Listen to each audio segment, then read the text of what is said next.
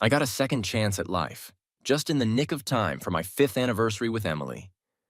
When she said she couldn't remember a thing, claiming, "I only recall having feelings for your brother, Michael," her tears were unstoppable, her face etched with sorrow. My kid Jake grabbed my hand too, saying, "Dad, don't fault Mom. She just wants to look after Uncle. He's a solid guy. You wouldn't want to see him all by himself, right?" The system chimed in, popping up like it did before. "It's cool if she's blank. You nailed it last time, and you can totally pull it off again. Just win over the love-struck second lady and reconnect with your son." I took a deep drag from my cigarette, pulled out a family photo of the three of us, and glanced at the picture of the shady woman on my phone. "System, I remember. I can switch up my game plan's target." "Yeah, right." "Huh." The system was taken aback. "You still have an unused chance to change your strategy's target." "Right," it repeated, clearly shocked. "But why switch? Emily just lost her memory. Plus, you've got a son together, Jake Thompson.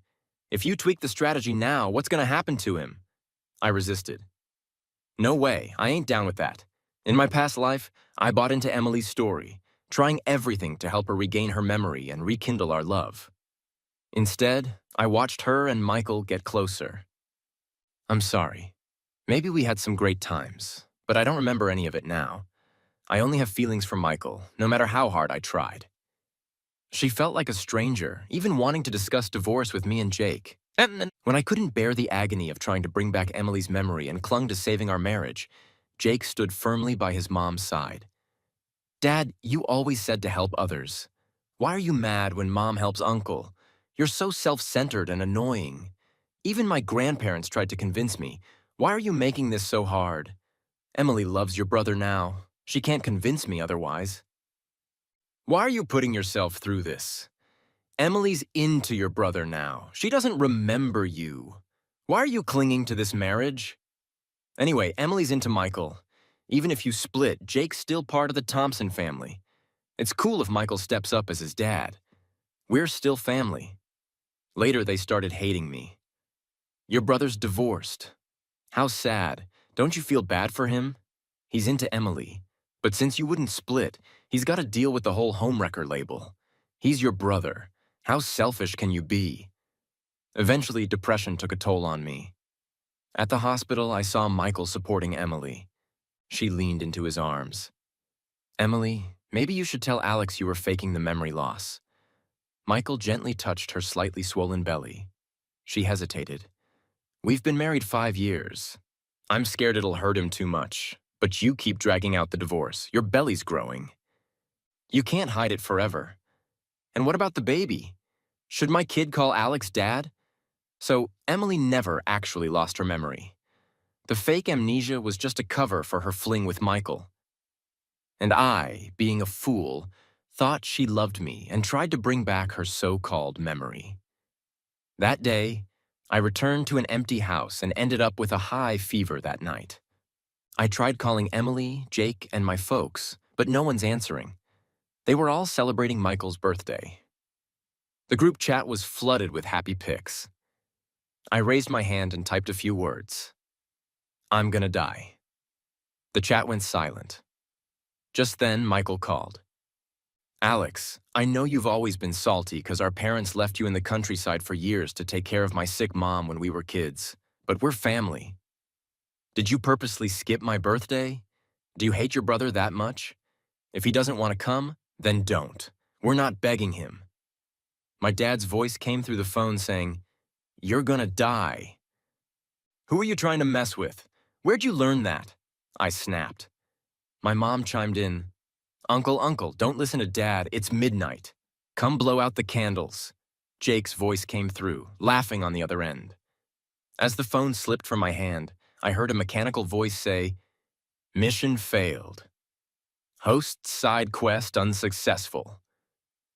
But because I completed the marriage goal and redeemed valid points, I get one more shot to be reborn with the original system. The countdown began. 5, 4, 3, 2, and it hit me. This was just a side story. No wonder when I told the system I was cool with staying after the wedding, it stayed silent. Turns out, I never nailed the strategy, nor broke free from the plot's constraints.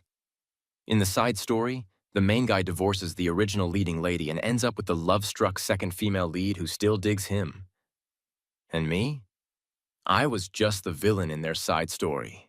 The obstacle in their love path, the spark for their feelings. I was someone no one would miss, even in death. Just then, Emily and Jake walked back. As soon as Jake saw me, he quickly stood in front of his mom. "Dad, please don't bring up the past today. She's worn out." "Yeah, she's exhausted. Michael officially finalized the divorce today, and she took Jake to help tidy up his new place." Thinking about it, I suddenly laughed. Emily frowned a bit. "Alex, what's so funny?" Her eyes landed on the cigarette between my fingers. I never smoked before because she hated the smell. "You know, Emily," I said, blowing out a slow puff of smoke. "Back in the day, when I used to read novels, I thought the love-struck second lady was kinda cute. But now I see, there's nothing cute about a love-struck second lady. She's just a simp." I pointed at her, then at Jake. Never thought the son of a female simp would turn out to be a male simp too. Must be genetic. Jake looked confused. "Dad, what are you on about? How can you diss your own kid like that?" "Alex, don't act like this just 'cause I helped Michael today," Emily said, getting impatient. "How can you be jelly of your own brother? Besides, I've been helping you dig up memories every day. I just wanted a day off." I interrupted. "What?" I stubbed out the cigarette and water and handed her the divorce papers from the table. "I've thought it through. If the memories are gone, they're gone. No biggie. I've already drafted the divorce papers. And I've also found my next partner recently. Let's help each other out and get divorced." "What are you saying?" Emily was stunned. "System, calm down. You can't handle Misty. That shady lady, she's a Yandere. You can't change the strategy target." The system exclaimed. "Yes, I'm specifically going after a villain." I smiled at the system. "Otherwise, who'd help me, the villainous male side character, take down the Carter family and the Thompson family?" "You mean—" Emily couldn't believe it. "You've got a next partner?" She stared at me, dumbfounded, and blurted out, "Yeah, Emily, that's impossible. She was Michael's simp, and in the past, wasn't I just Emily's simp? I put her first in everything, stayed by her side when she was down, took care of her when she was sick, even stayed up for days when she had a fever." "Alex, can you stop this nonsense?" Emily said with a dark look, throwing the divorce papers back on the table. "I told you, I have amnesia now. Sit back. Whether you're pretending to want a divorce or making up a new partner to make me jealous, it won't work. There's nothing in my heart now." I walked to the door, expressionless. Zhao Corporation was built by both of us after marriage. I want 30% of the shares, and I don't want custody of the kid. As soon as you sign, we can head to the Civil Affairs Bureau right away. She froze again. What does divorce mean? Is Uncle gonna be my dad now? Jake asked blankly. I ignored them, opened the door, and left. System, what the heck are you doing? Emily just lost her memory. She still cares about you. You're hurting her so much. The system kept babbling in my ear. System, should I clean up and head to the Carter Corporation?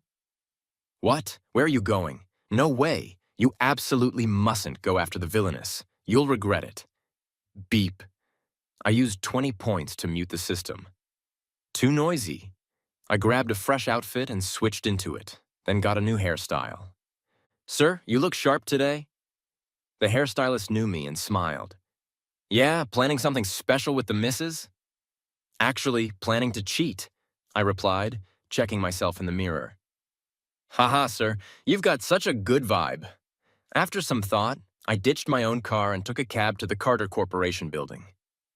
Who are you here to see? Got an appointment? The receptionist asked. Could you let Miss Carter know? I'm here to deliver a special gift from Alex. At the Carter Corporation CEO's office. Your office is spacious, Carter, but kinda empty, I remarked, sitting on the sofa and looking around. Mr. Thompson, my time's valuable, Misty Carter replied from behind her desk, her beautiful face showing a hint of annoyance. I know you're busy battling the Zhao Corporation, right? I smiled. But what if I told you I'm ready to join you? Would you take me in? She paused, then laughed. I've heard Mr. Thompson has deep feelings for Miss Zhao. Back then, you even merged your design company into Zhao Corporation to save it. Never thought you'd offer yourself as bait to my company for Zhao's sake. She stood up, walked closer, tilting her head and leaning forward. But it's super risky here. Aren't you scared that once you enter the enemy's turf alone, you can't get out and you'll be eaten alive? Our eyes locked, silence hanging for a moment. I burst out laughing. I'm not scared. Since you know I'm the kind of guy who'd do anything for his wife, why not marry me? You know a guy like me who uses his love-struck mindset as a dowry, is willing to sacrifice everything for his loved one. Plus, my design team is still pretty awesome. She didn't say a word, but I knew she was intrigued, not by me, but by the resources I had. Actually, Misty and I were pretty familiar with each other. The Carter Corporation under her control was Zhao Corporation's rival and had caused Emily no small amount of trouble in the business world. When Emily took over Zhao Corporation, it was already on the brink of collapse due to Misty's schemes, and the first bit of luck that revived it was thanks to the men's fashion line I designed. Later, to help Emily, I foolishly dissolved my design company and merged its staff into Zhao Corporation. Over the years, Zhao and Carter corporations clashed several times, with wins on both sides, and Misty was the person Emily hated the most. After a while, Misty straightened up. Mr. Thompson, you're indeed quite handsome, but I'm not desperate, and I'm not interested in married men. What if I divorce Emily? I stepped closer, looking her in the eye. She was slightly taken aback. Oh well, that would be a different story. She smiled. But Mr. Thompson, you should know, I, Misty, don't tolerate betrayal. She reached up, grabbed my tie with both hands, and smiled seductively. In my view, marriage is indeed a binding contract. But if you want to marry me, you'd better show some sincerity. 30% of Zhao Corporation's shares and my design team. I'll give them all to you. I smiled. Can you handle it, Miss Carter? Misty agreed to my terms. In the following days, I simply moved out and started prepping for life post-divorce. Emily and Jake didn't come looking for me. They were probably too busy with Michael. One day, I went back to grab some forgotten design drafts. As soon as I opened the door, the place was buzzing. Jake was crying in Michael's arms. My parents were fuming and Emily looked unhappy. You actually have the nerve to come back. Who knows where you've been off gallivanting? My dad started berating me immediately. Not taking care of your kid. Not taking care of your wife. Not taking care of your wife. How did I end up raising a kid like you? If Michael hadn't been helping out lately, we wouldn't even know Jake was being bullied at kindergarten. What kind of father are you? Turning your back on your own family. I frowned. Michael quickly stepped forward. Alex, it's not like I want to scold you. But when Jake was bullied at kindergarten, how could you make him apologize first? That must have left a deep scar. Why shouldn't he apologize when he was the one in the wrong? He called another kid a loser and insulted their parents. That's why the other kid hit him. And he didn't even lose out, ended up breaking the other kid's nose. I replied, he didn't lose out. Michael's voice stayed calm. I've been picking him up for Emily these past few days, and he's been so down. But it doesn't matter now. I paid the other family, and they agreed to have their kid apologize to Jake. What? I was stunned. Don't you think that's unfair to the other kid? He's the real victim here. And now his parents have to make him apologize just because I took the money. He should apologize to me. You're biased, bad guy. You're not my dad. I want a different dad. Jake rushed at me, ready to hit me. But Michael held him back. See? The kid's heartbroken. He knelt down and wiped away Jake's tears. I was speechless. Do you really think this is good for him? Enough. We all agree with what Michael did. My father walked over, his voice stern. You didn't grow up with us, and that's on us for not raising you right. That's why you turned out to be such an irresponsible husband and father. If you can't raise your kid properly, let Michael do it. He's way more capable than you. I couldn't help but laugh. Couldn't wait. Could they? I turned to Emily. And you, do you agree with them? This issue is already in the past. She stood up. Stop dragging it out. I let out a long breath. Emily, have you signed the divorce papers? Divorce papers? What papers? Michael seemed clueless, but then his eyes widened as he grabbed the divorce agreement from the table. Alex, you're getting a divorce and want 30% of Zhao Corporation's shares? Don't you think that's too much? How can you be so greedy? Too much. Greedy. I looked at him. When Emily and I got married, Zhao Corporation was on the brink of collapse. It was my designs that brought it back, and I built the current design team. How am I not entitled to 30% of the shares? A big company like Zhao can't survive on just a few designers. Zhao's success is thanks to Emily's hard work. She's been through so much as a woman to get where she is, and you shamelessly claim it was all you. Absent from home, seeking a divorce, and demanding money from your wife. It's a disgrace to the Thompson family to have a son like you. My father added angrily, You didn't see all the work I've put in over the years, so what right do you have to say I don't deserve it? Emily's allergic to alcohol, and who else but me attended all those drinking parties to close big deals? From strategy to planning, from design to production. Which part of the business haven't I overseen personally? And what exactly has Emily done, Alex? Are you really gonna nitpick with your own wife? Are you still a man? Michael moved closer to Emily, who started to look guilty, and pulled her into his arms. Emily immediately leaned into his embrace, sobbing. I felt nothing but cold disdain, and sneered. If I'm not a man, then are any of you even human? You think you can kick me out and enjoy the perks? Even have a loyal lapdog kid to boot. But don't forget, water can carry a boat, but it can also sink it. Enough! Emily suddenly shouted.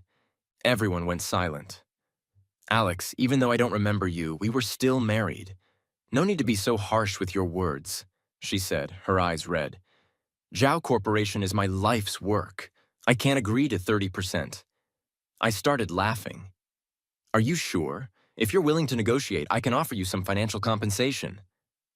Keep your money to hand out to beggars. I looked at her. Emily, I hope you won't regret this.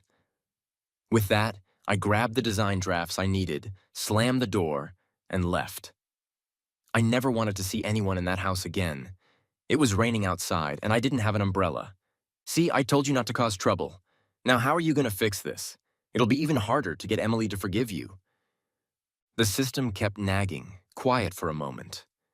I found a bench and sat down, reaching out to catch the rain. Water can carry a boat, but it can also sink it. I'm not just making empty threats. This time, I'm determined to teach those disgusting people the meaning of regret. But if I keep fighting for the 30% shares, it'll turn into a long, drawn-out legal battle. Wasting too much time, starting fresh wasn't impossible. But Emily and Michael would definitely try to crush me. It'd be best to leverage Carter Corporation. But without the 30% shares, would Misty still agree to team up with me? Looks like Mr. Thompson's road to divorce isn't going too smoothly. Suddenly, an umbrella appeared over my head. I looked up and was surprised to see Misty. She's been following you, that wicked woman. The system started yelling again. Mr. Thompson looks so pitiful, like a little puppy caught in the rain. She shifted the umbrella to cover me. Getting the 30% shares might take a while, but I've changed my mind. I want to bring Zhao Corporation down ASAP. I'll be honest, I'm confident I can help you win, but it's up to you whether you trust me. She smiled, then suddenly crouched down, leaning in close. And what exactly do you have in mind? After all, Mr. Thompson, you've already used the self-sacrifice tactic on me, and I'm a softie for that. You're so pitiful. I just want to take you home right now. I don't even want those 30% shares anymore. It's more fun to watch your opponent go bankrupt and end up with nothing. She reached out her hand, intertwining her fingers with mine. Hurry up and get that divorce. I can't wait to marry you and watch Zhao Corporation crumble together. But Alex, if you ever betray me, she whispered in my ear, I'll make sure you go down with them. Host, don't act impulsively. Wait, wait, wait. Bang. I stormed into the CEO's office at Zhao Corporation. Divorce. I slapped the new divorce agreement in front of Emily. She frowned. I'm not asking for the shares anymore. Can you sign now? What madness is this? She pinched the bridge of her nose. I told you. I've found someone new, and I'm in a hurry to get married, so we need to get divorced right away. I brushed her off. Just sign it. She suddenly smiled and pulled out a stack of papers from a drawer. Alex, your car's dashboard cam shows you haven't been home lately. You've only been going to the old apartment before we got married. Your movements are so simple. So simple it looks like you have nowhere else to go. She closed the papers, her gaze resolute. You don't have anyone new. All this fuss is just to get my attention by threatening divorce. I finally understood how exasperated someone playing a futile game must have felt. I sat down and called Michael. After his divorce, Emily had arranged for him to work at Zhao Corporation. Why are you calling him? I want him to join the conversation. Michael arrived quickly. As expected, Alex, what are you doing? Emily's super busy with work, and you already pissed everyone off at home last time. This is a company. You can't just act out whenever you feel like it. Shut up and just listen. I cut him off. Emily. I turned to her with a smile. Now that everyone's here, tell me, are you hesitating to let me go? What? She was taken aback. You keep saying you've forgotten me and only remember Michael. But when I want to divorce you, you refuse. Isn't that 'cause you can't bear to let me go? Don't you like Michael as much as you claim? Or is your amnesia fake? Do you actually remember everything about us? That's why you can't let me go? Right. I looked at Michael. What should I do? I had no idea she loved me so much. You shut up. Emily suddenly interrupted me. Clara. Even Michael seemed startled by her outburst. Her expression turned sour, as if I'd hit a nerve. After a long pause, she spoke. Alex, I was only pitying you. I thought since we were married and you had nowhere else to go, I didn't want to sign the papers out of kindness. I haven't remembered you, nor do I have any attachment to you. To me, you're just a stranger. Do you really want a divorce? Fine, I'll grant you that. She waved her hand and angrily signed the agreement. But don't come to regret this. Afraid Emily might change her mind, I dragged her to the Civil Affairs Bureau right after signing the papers. Pick up the divorce certificate in a month. Don't be late. She gave me a cold look and left. What is she so angry about? Wasn't she the one desperate for a divorce in our past life? I muttered as I watched her walk away. What previous life? The system asked. Puzzled. Oh, I forgot. This system doesn't remember the past life. A few days later, Misty called and asked me to meet her at a specific spot. I went, only to find it was the Carter Corporation's haute couture shop. Good day, Mr. Thompson. Miss Carter specifically told us you shouldn't embarrass her at the wedding. Please check out the options or let us know your design preferences and we'll help you out.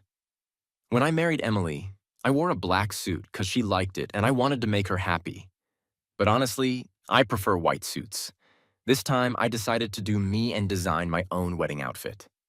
I spent the entire afternoon trying on clothes, taking measurements, and sketching designs. Then I sent the design to Misty. You like white suits? So do I. She replied quickly. By the way, design a wedding dress for me too, she added.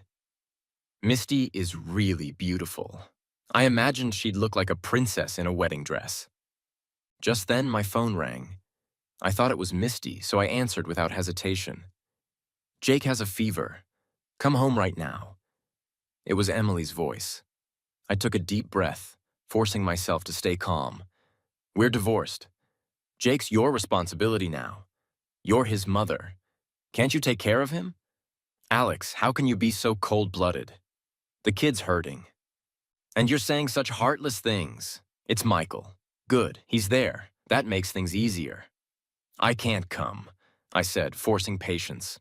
Bro, don't you love Jake the most? Let me tell you, when he's sick, You need to hold him all night like a baby. Sing him lullabies. Take his temperature every half hour. Oh, and he struggles with medicine. He'll purposely spit it out everywhere, but it's okay. Just mix more doses and give him multiple baths. I have no experience with this. Why are you telling me all this? You're his dad. You should be the one taking care of him. Jake, don't spit on your uncle. Michael, I said coldly, do you think raising a kid is about sneaking him candy, indulging him, spoiling him, and loving his sweet talk? It's not.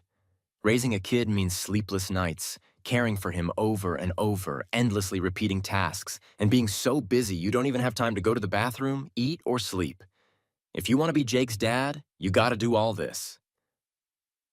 Alex, the kid's suffering, crying out for his father, and you still want to argue about these trivial things. Emily's voice was full of anger. Of course she's angry. I've always taken care of Jake when he's sick, and she's long been used to it. I told you I'm busy. What exactly are you busy with? Mr. Thompson, do these cufflinks match your wedding outfit? A shop assistant approached me with a smile. The other end of the line went silent. What are you doing? Emily's voice was filled with disbelief. I told her, enunciating every word, I'm prepping for my wedding. In the days that followed, Emily didn't call me again. Meanwhile, Misty and I were busy prepping for the wedding and discussing the next steps for Carter Corporation's clothing design and marketing strategy.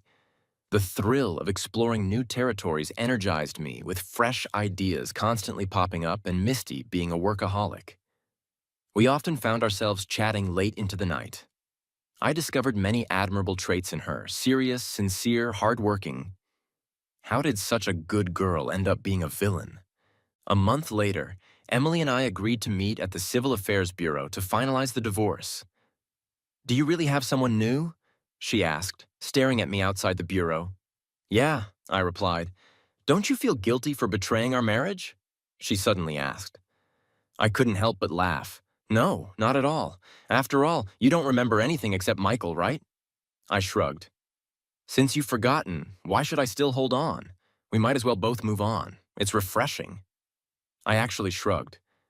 Since you've forgotten, why should I still hold on? We might as well both move on. It's refreshing. Alex?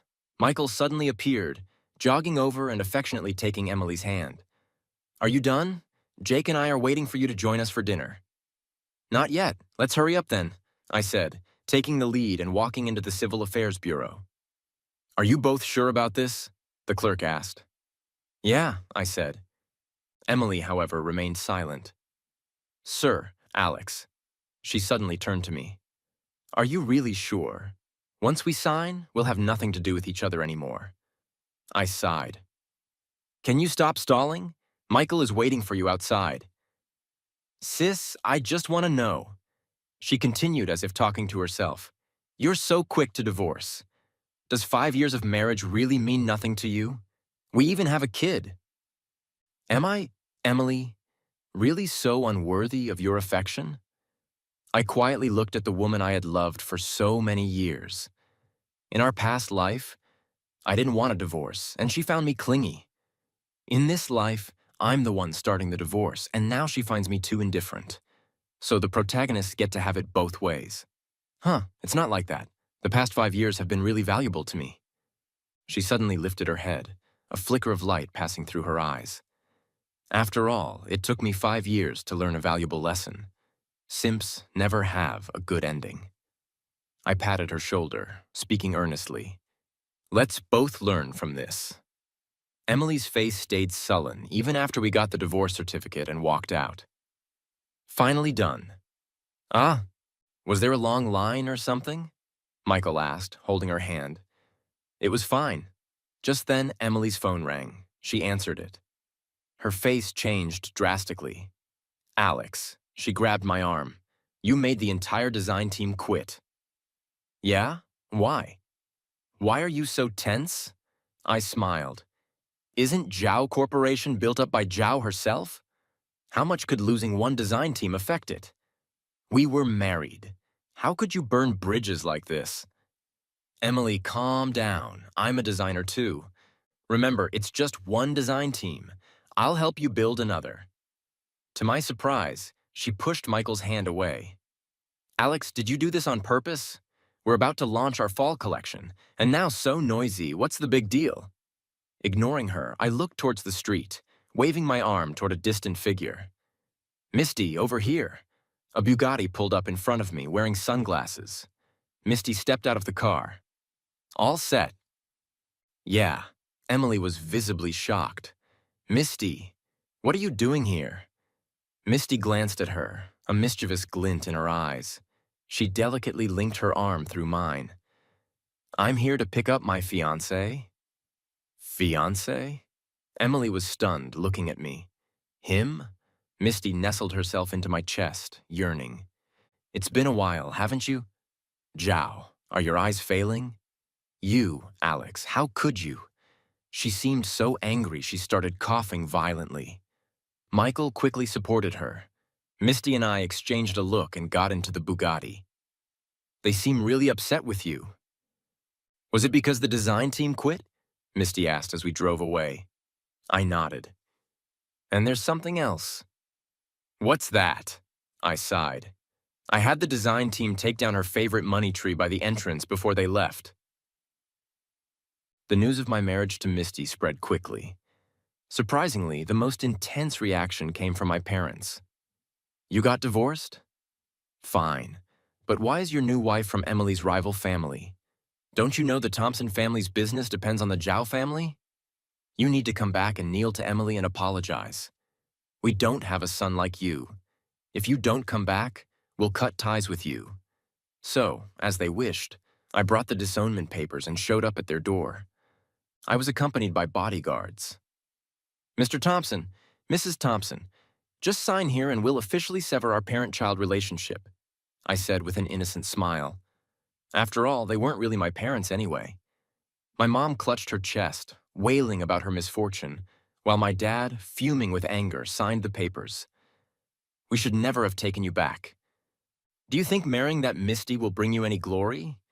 She's just an illegitimate daughter of the Carter family, enjoying temporary success but never destined for greatness. When you two get kicked out, the Thompson family won't take you back. Dad's a traitor. Jake suddenly appeared, holding a toy gun, and began shooting at me with it. Sorry, kid, but I'm not your dad anymore. I signaled the bodyguards to take the toy gun away and tossed it aside, then turned to leave. He started wailing behind me.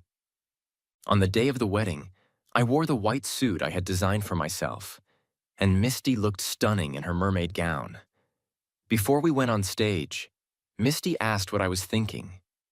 I used to genuinely want to be good to everyone, but now I realize that making myself happy is more satisfying. Misty nodded. When dealing with disgusting people, just stop thinking of them as human. After all, they don't behave like people. I agreed wholeheartedly. Feeling like I'd found a kindred spirit, the wedding was grand, spectacular, and full of joy. Except for that night when I was woken up by a phone call in the middle of the night. Alex, I don't understand. What does Misty have that I don't? Emily's voice slurred on the other end, clearly drunk. Of all the people you could choose, why Misty? What is she? She's nothing compared to me. Emily. I hung up the phone without a word. The next time I saw Emily was at a business reception. Misty was holding onto my arm and Michael was leading Emily. It was a harmonious scene. But Emily deliberately came over to pick a fight. I've always wanted to ask, Miss Carter, what trick did you use to deceive Alex? Misty smiled. You're joking, Miss Zhao. We're legally married. Whether it was the word legally or married, something seemed to snap in Emily. She suddenly disregarded the setting and blurted out, Then you must know that Alex and I were deeply in love for the past 5 years. And we have a lovely son together, right? Aren't you supposed to have amnesia? Miss Zhao, how do you remember being in love? Misty smiled.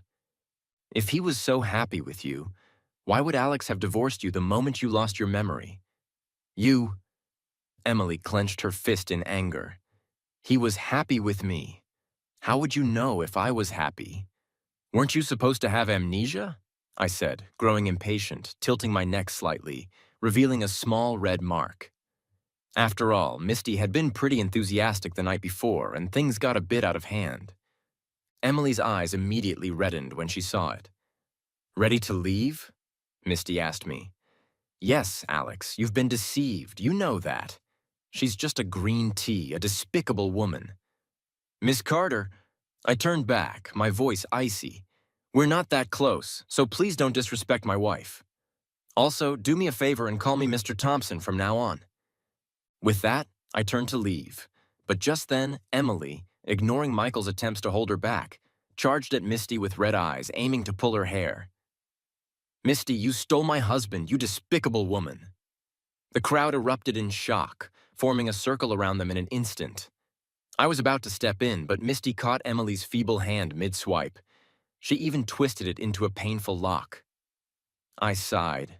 Misty had trained in martial arts. Emily was really asking for it. Amid Emily's ow-ow cries, I heard Misty's voice, tinged with amusement. "A mess, Zhao. Instead of behaving like a romance novel heroine by crying and making a scene, wouldn't it be better to worry about the fate of Zhao Corporation?" After the commotion ended, Misty and I drove home. She was dozing off. I hesitated, then said, "Tonight. Not tonight." Her face flushed immediately. "I was talking about discussing the autumn launch plan tonight." "Oh, work. That's fine." She perked up instantly. I sighed. "Yeah, and although Misty and I have a relationship that might resemble a contract marriage, honesty is our principle, and it's also our way of getting along." On our first night after the wedding, while I was still hesitating, thinking she might need a separate bed and hadn't yet asked her, she simply pulled me into bed. What married couple sleeps separately? I didn't marry a good-looking statue. Since then, we did everything a married couple should do, focusing on not draining each other's energy and living happily together. After that reception, I didn't see Emily for a long time. 3 months later, our autumn launch was a huge success, and for the first time, Carter Corporation's market share in October surpassed Zhao Corporation's. Then, in November, Zhao Corporation suddenly launched the heartfelt menswear collection, with the new chief designer Michael as the lead designer. The heartfelt series received great acclaim immediately upon release, and Michael even appeared on TV for an interview. Facing the camera, he spoke eloquently. "The heartfelt series is inspired by my understanding of love. The logo design concept represents two hearts closely connected. As soon as I saw it, I recognized it as the design draft I had casually created for a small foreign clothing manufacturer before I married Emily." "Where did he dig that up from?" I called that small clothing manufacturer, and they were both surprised and delighted, immediately starting the legal process to protect their rights. A month later, the entire heartfelt series was taken off the shelves, and Zhao Corporation found itself embroiled in a plagiarism lawsuit. Misty, being very kind, lent her best lawyer to the small clothing manufacturer free of charge. Around this time, I received a call from my father. "Your brother was ruined by your old design draft. Why did you give him that draft?" I was baffled. "You need to come to testify in court and say that you gave your brother permission to use the draft."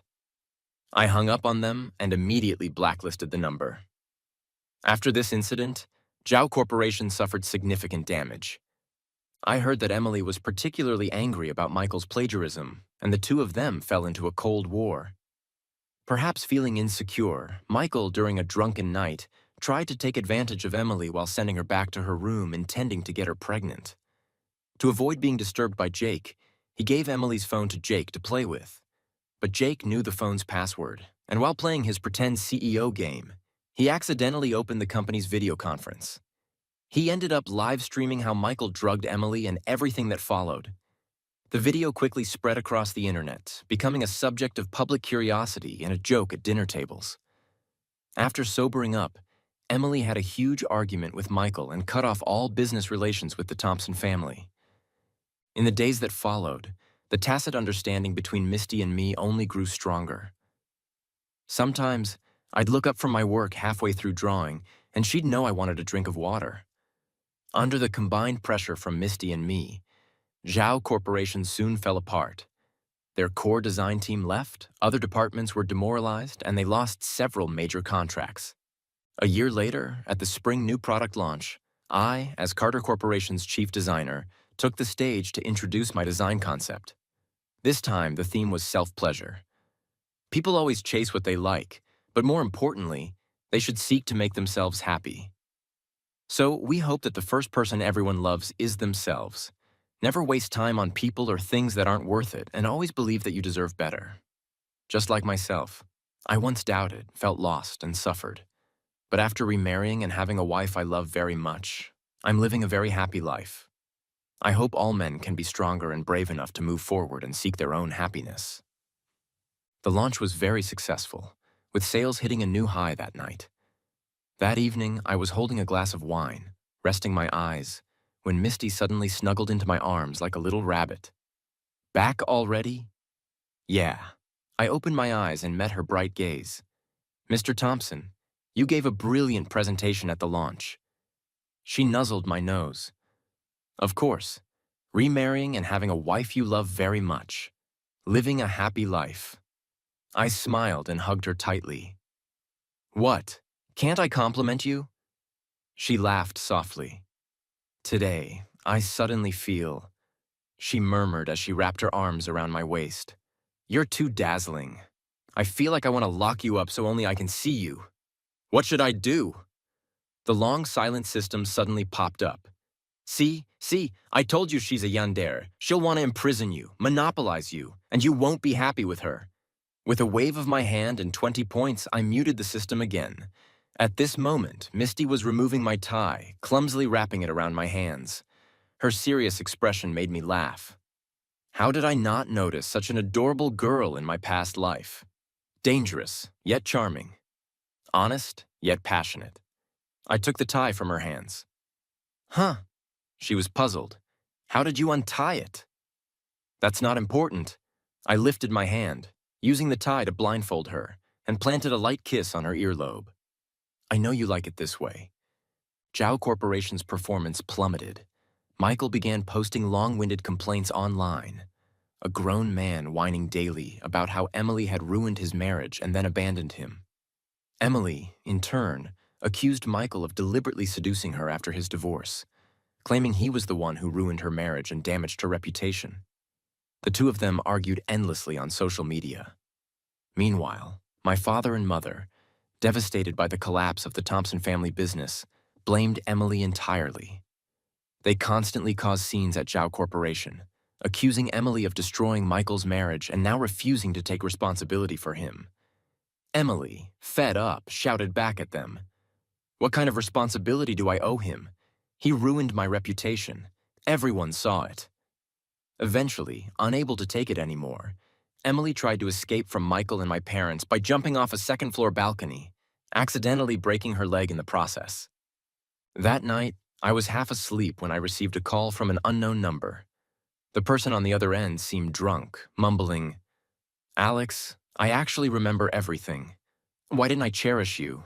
I regret it so much." Misty was woken up by the call. "Who is it?" I hung up the phone. Just a prank call. A few days later, another call came. It was from my father. "Alex, your birthday is coming up. Your mom and I have made some delicious dishes for you. Come home, and we can celebrate as a family. Oh, and bring Misty too." I replied calmly, "Would you like me to send you another copy of the disownment papers?" Then I hung up the phone. Misty glanced at me. "You've been getting a lot of prank calls lately." I sighed and added the number to my blacklist. One day, Misty and I were passing by Jake's kindergarten and saw him being bullied by some older kids. "Hey, isn't this the rich Jake? Why is he picking up trash now?" Jake started crying loudly. "My dad is the boss of Carter Corporation." "Foo, he's super rich. Don't underestimate me. I'll have my dad come and beat you all up." "Should we step in?" Misty asked me. I shook my head. "Let's go." Carter Corporation's clothing business kept growing. One day, a colleague from the public relations department told me someone was selling fake goods under the name of Carter Corporation in a live stream. Just as I was wondering who'd dare, I found out the live stream was being managed by none other than Michael, with my parents as the hosts. We're the parents of Alex, the chief designer of Carter Corporation. They were shamelessly showing off my childhood photos, offering these special prices to our loyal customers. Misty asked how I wanted to handle it. Proceed with legal action, demand compensation, and let the law take its course. No settlements. The live stream was quickly shut down, and our lawyer filed a lawsuit. Alex, how could you treat your parents like this? Where's your conscience? A few days later, they showed up at Carter Corporation's entrance with Michael, causing a scene. I was fed up, so I called the police. Later, all three were detained for public disturbance, and they still had the lawsuit and compensation to deal with. That day, I came home a bit earlier than Misty with a good bottle of wine. Why are you hiding in the closet? The system asked. Puzzled.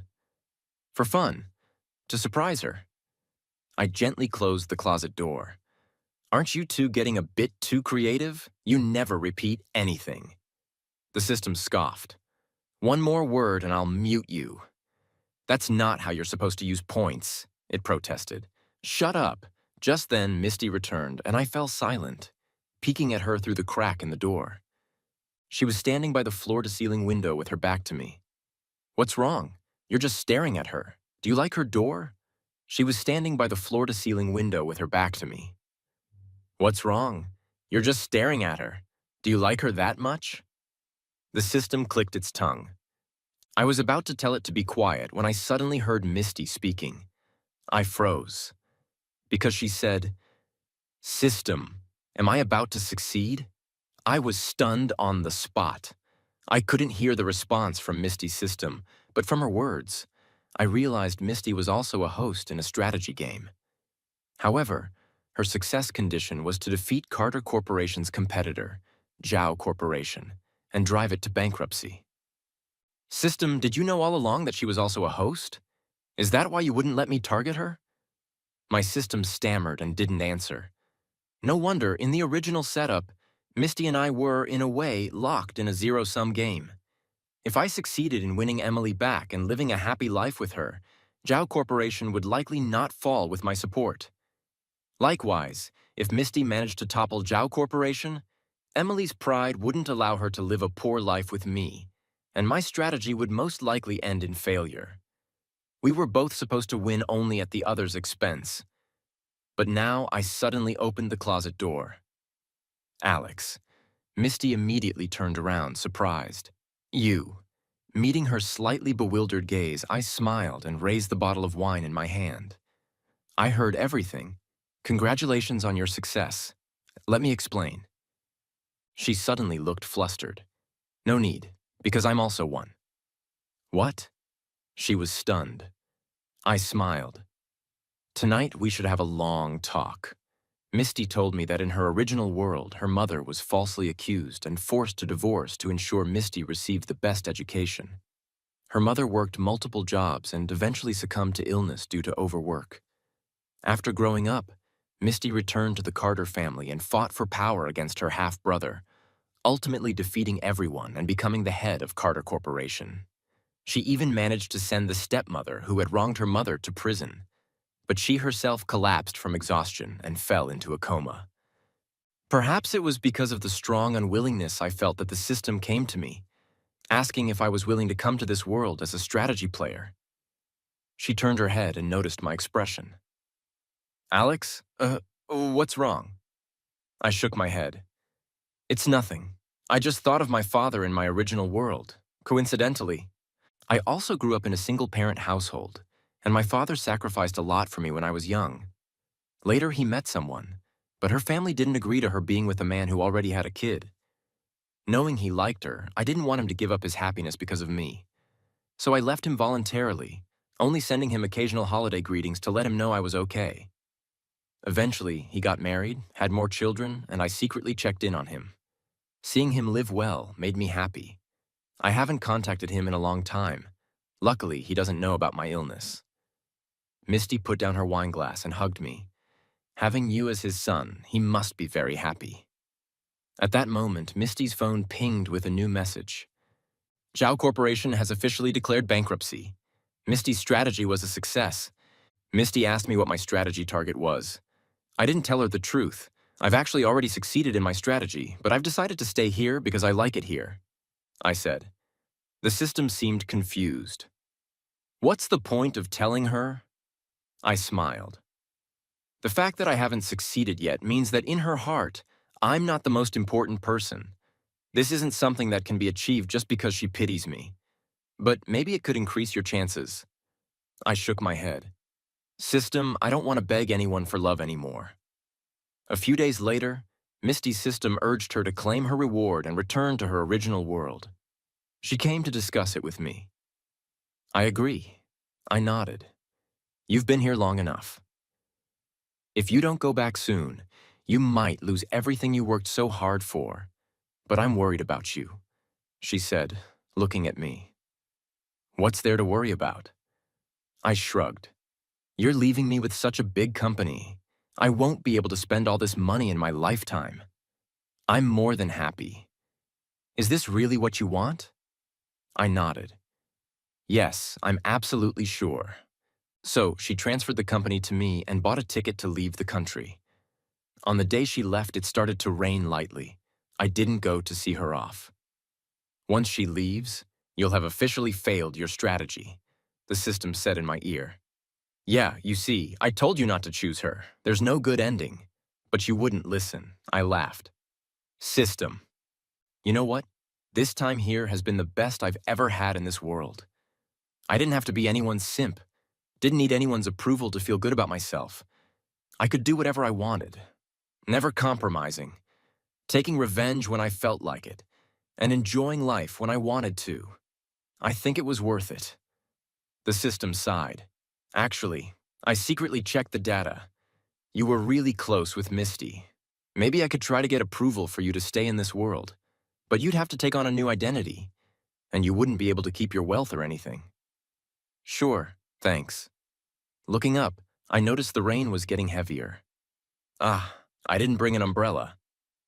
Oh well, getting wet isn't so bad. After all, there isn't much time left. I just sat there on the park bench, tilting my head back, eyes closed, letting the rain run down my hair. Suddenly, an umbrella was held over my head. I opened my eyes. The girl who was supposed to be on the plane was standing in front of me with an umbrella. I stared at her in disbelief. Why are you? Right before boarding, I noticed it was raining, she said, holding the umbrella.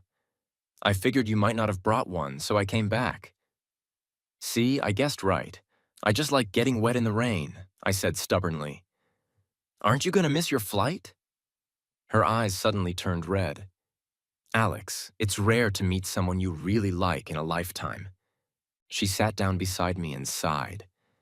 Today, as I was looking at the rain, I couldn't bear the thought that some other sneaky woman might come along and hold an umbrella for you. So I tilted her head. I guess I'd better stay and keep an eye on you. I was stunned. What are you talking about? In your original world, you fought so hard to achieve all those things. Your career, your success. Are you going to give it all up? Yes, she nodded. I'm giving it all up.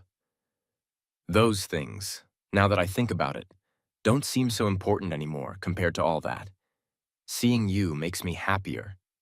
Are you crazy? This is just love brain, you know that. Aren't you love brain too? She said softly. So, aren't we a perfect match? Bang! The streetlight suddenly went out, and in the darkness, a warm kiss touched my lips. I was held tightly, and just then, a strange voice spoke from above. Congratulations, host, on successfully completing the strategy of conquering the Villainess. Misty and I were finally ready to return home. We handed over Carter Corporation to her sister, who had just returned to this world, and together, we boarded a plane to leave the country. On our last day in this world, we embraced each other in the snow, watching the stunning northern lights in the distance. As a shooting star streaked across the sky, a familiar voice emerged from the aurora. I am the system deity. Congratulations to both strategy players. Now I will activate the time-space tunnel to return you both to your original worlds, with fully restored and healthy bodies. And Alex, because you chose a strategy player as your target, increasing the difficulty, you are eligible for an additional reward. What would you like to exchange your points for? System deity. I looked up at the sky. I've always had a question. Go ahead. On the day I was reborn, I heard your voice saying that I was reborn because I had achieved a marriage milestone and exchanged points. But at that time, I shouldn't have had any points. I want to know, where did the points that allowed me to be reborn come from? The system deity seemed to pause for a moment. They came from your father in your original world, it finally said. Not long after you fell into a coma, your father discovered it and stayed by your side in the hospital. When your body in this world was about to be erased, your original body also experienced acute failure. Your father dreamed about your failure in the strategy and knelt down, praying to exchange 10 years of his own life for a second chance for you. My tears burst forth almost instantly. It was my father. It was my father, the father who had always loved me and never gave up on me. Can I exchange all my points to extend my father's life? I choked out. Of course you can. You can increase his life by 20 years. Misty hugged me tightly. Alex, let's go home. Back to see your father. That night, under the brilliant northern lights, Misty and I held hands and went home together. Doctor. Doctor, doctor, come quickly. My son moved. He moved. When I opened my eyes again, I was lying in a hospital bed. Beside me was my father, who had been watching over me. Alex. It's Dad. Dad's been here the whole time. I reached up, grasping his rough hand, and smiled softly. I'm back. He nodded vigorously, tears streaming down his face. Next came a series of medical examinations. A miracle. It's a real miracle. His body's perfectly fine, the doctor marveled. A nearby nurse giggled.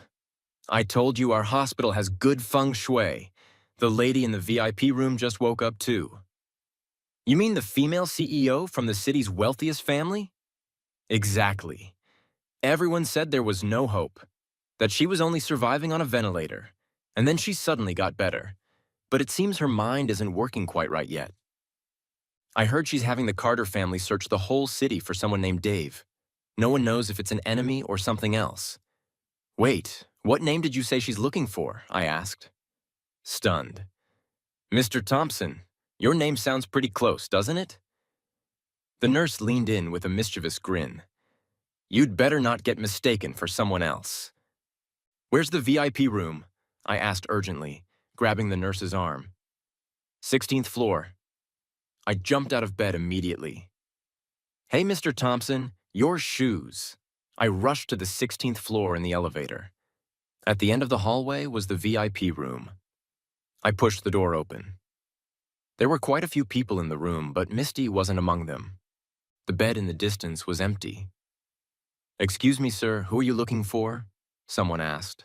I might be in the wrong place. He's Alex, a familiar voice suddenly said from behind me. I turned around abruptly. She was standing right there behind me, dressed in a hospital gown, thinner than before, but still just as beautiful. Our eyes met and we both smiled. I walked closer and pulled her into a tight embrace. Alex, she whispered in my ear, at our wedding here, will you still wear a white suit?